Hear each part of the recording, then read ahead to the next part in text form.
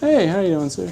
Hi, good. How are you? Good. Good. I'm Amanda Howie. This is Greg Underwood. What can we do to help you? Hey, I'm looking for, so the Virginia Conflicts of Interest Act says that each attorney for the Commonwealth shall establish an appropriate written procedure for implementing the disclosure requirements of local officers and employees, yada, yada, yada. So I'd just like to inspect that written procedure for enforcing the law, and then any advisory opinions that you've rendered are considered public records and must be disclosed upon request. So if you have any of those, I'd like to inspect them as well. It's all done per statute. So, I mean, basically everything that we're required to provide is in the statute, and those folks have that. And we don't have any advisory opinions to provide. So you don't have any advisory opinions, and you have no written procedures for enforcing this law? We follow the statute. We follow what's required in the statute. The statute requires you to have written procedures. The statute requires us to, what's in the statute is what we follow. So you have written procedures somewhere that... We go by what the statute says. There's nothing separate from the statute. The statute is the policy and the procedure. But the statute says that you must have written procedures for implementing the statute, for implementing the disclosure requirement. You're asking a question and I've answered it. Is there anything else I can do for you? So you don't have any advisory opinions as to whether... We haven't had to issue any advisory opinions. So you've never issued any advisory? Requested one. Correct. No one has ever requested one? Correct. All right. So you're saying that you have no written procedure for implementing the code because we follow what's in the code. We follow what's in the statute. Right. Right. Got it. The code is what provides that. Most Commonwealth attorneys follow whatever is in the code. Right. But the code says that you have to have a written procedure.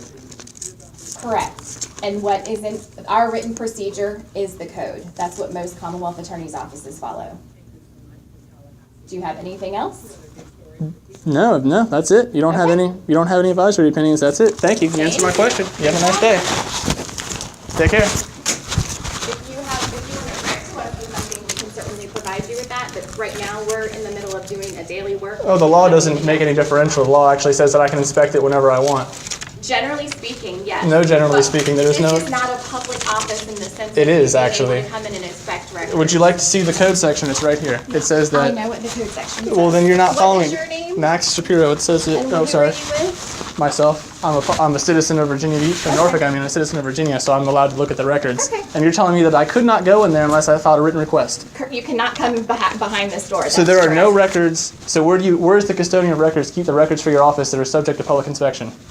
Records that are part of the public record that are maintained by this office are on file with the Norfolk Circuit Court Clerk's office or the individual clerk's office of each court where we have a case file. Right, but the custodian of records for the Commonwealth's attorney is who? Is me. Right, so where do you keep the records for public inspection? We don't have any public records to publicly inspect. Yes, you do. Our case files are our records. Our Right. case files are maintained by the clerk's office of each court.